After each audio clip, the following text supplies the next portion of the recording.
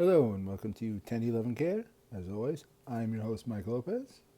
For this week's episode, we're going to get into a little bit of stuff we left out last week due to time constraints, plus a couple more interesting things. All right, so let's get started.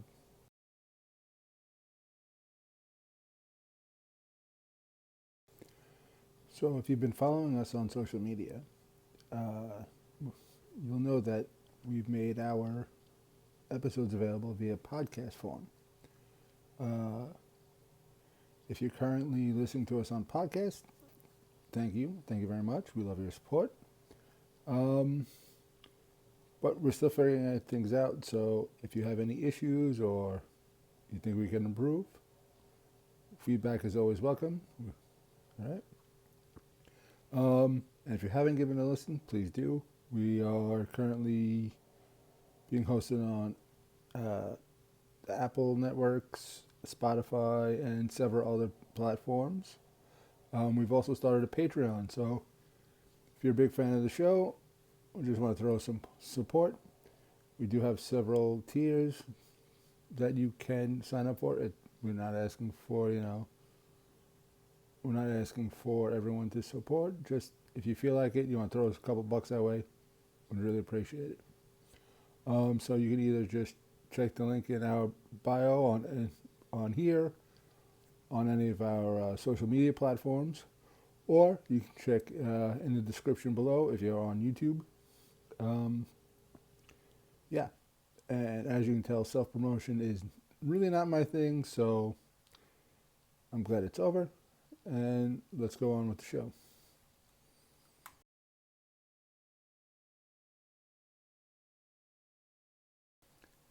As reported by Rick Westhead of TSN, the Western University women hockey team had planned to boycott all practices and games should head coach Candice Moxley retain her position.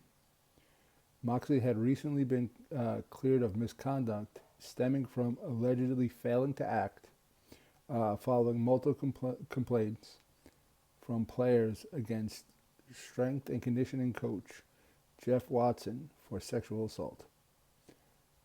These claims were later confirmed by a different investigation, and Watson is no longer with the team or at Western. The players' planned boycott was meant to force the university to remove Moxley, whom they stated that they do not feel safe around. And unfortunately, it has come to light that players have been told that by the university to play or quit, causing several to rescind the idea of boycotting at all. Sadly, this is par for the course when it comes to hockey. Those in position to protect players fail, and said players are the ones that get reprimanded instead of those who allowed the abuse or the abuse or just whoever allowed the shit to happen tend to get off scot-free or get cleared. To the players, we see you, we believe you, we hear you, and we fucking stand by you.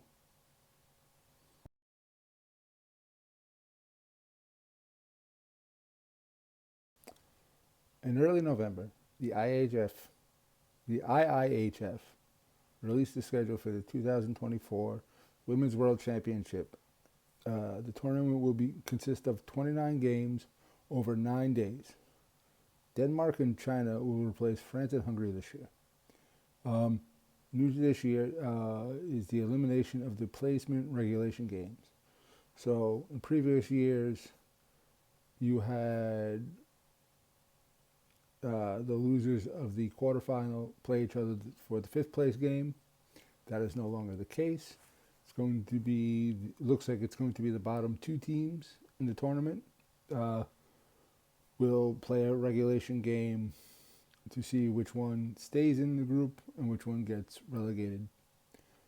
The tournament will take place in April, from April 3rd to April 14th, at the Adirondack Bank Center in Utica.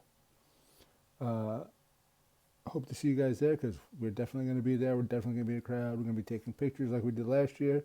Hopefully, unlike last year, we're going to do video and cover it like we should have.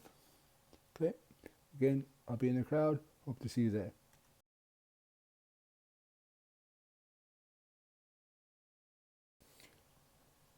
The other day, Mary Rising was honored at her home rink in Finland with a gold medal for competing in 173 international games. From her Instagram, and this is translated from Finnish, so I apologize if it's inaccurate or doesn't make linguistic sense, but Google Translate can only do so much, right? Last week I got a call inviting me to receive this honor, which only 54 players, men and women, have achieved so far, and only 18 women before that. I remember hearing about the gold medal. He got it in 100 international games. When they started approaching that number, they increased it to 150. Back then I thought I would never achieve it.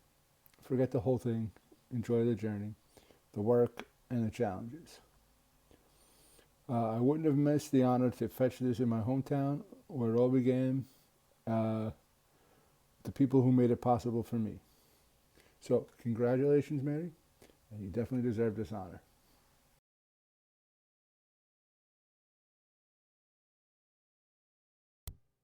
In the last episode, we promised we'd share all of the attendees who signed with the PWHL.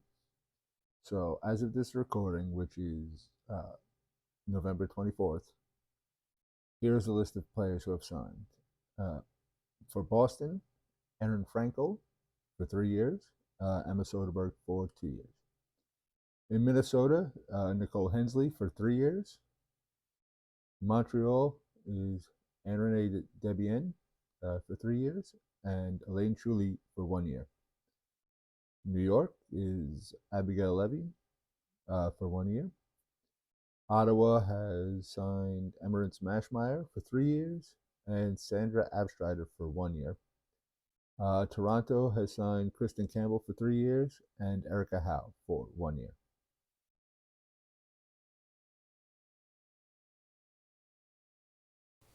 Now some news from the NCAA.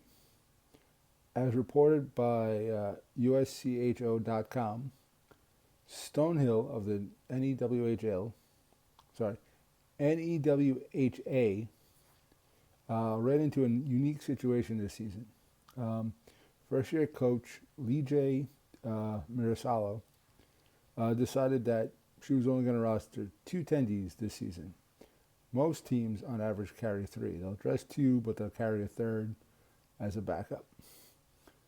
So things were going all well until the end of October, when they ran into an issue where both of their attendees became unavailable due to illness. So what did they do? They naturally asked for volunteers. Apparently last season, a few players decided to gear up and play between the pipes during a practice. With then freshman defender Hannah Squires doing very well at the practice. Several players remembered this, and when volunteers were asked for, they suggested Squire. Squires was down for it. It became down between her and another player, but ultimately Squires got the nod in net. So in a 2-game series against St. Michael's, Squires earned the series sweep, including a 6-5 overtime victory on the second day. So congratulations to Hannah on your victories and maybe a new position. I'm kidding, but hey, you never know.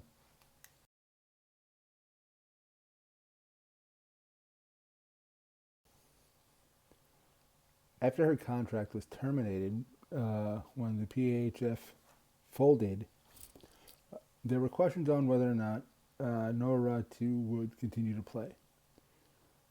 there was speculation on would she retire, would she sign elsewhere, maybe back in Finland, or maybe in a Swedish league, maybe a lower level league, maybe go back to playing for the Zenskaya Hockey League, maybe even retire. Right?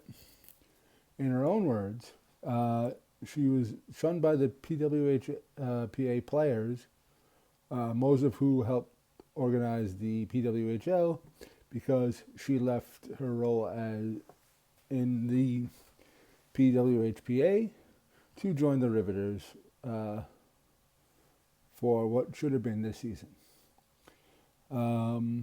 She did wind up getting an invite to the Minnesota training camp. However, it wound up being rescinded not that long afterwards. So it took a little bit for us to know, but now we finally know where Räty is going to end up next. On November 14th, Shenzhen Kunlun Red Star announced that Räty was back with them as their new goaltending coach. Räty joins former Riveter coach Ivo Mosek's staff. We don't have any word on yet whether or not this means she is retired or she's just taking a break from playing to explore other options. But as of now, she is not retired officially.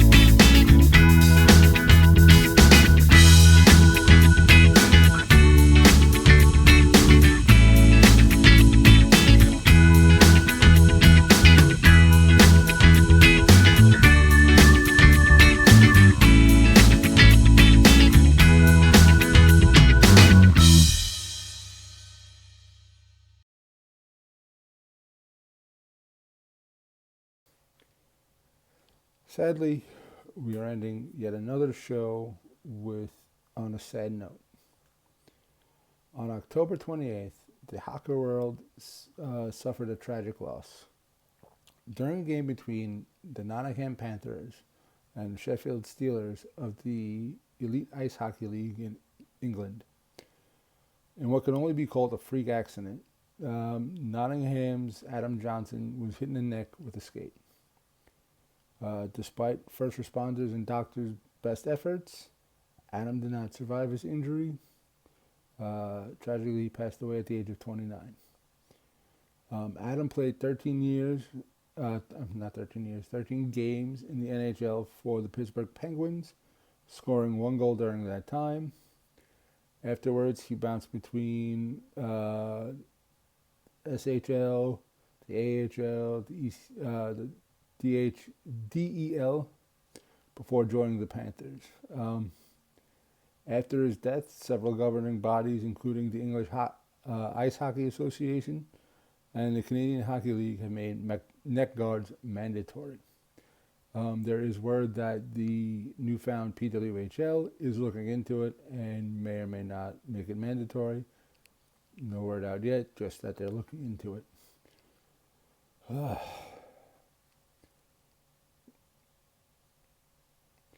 Rest in peace, Adam. And for all of you, remember, hug your attendees.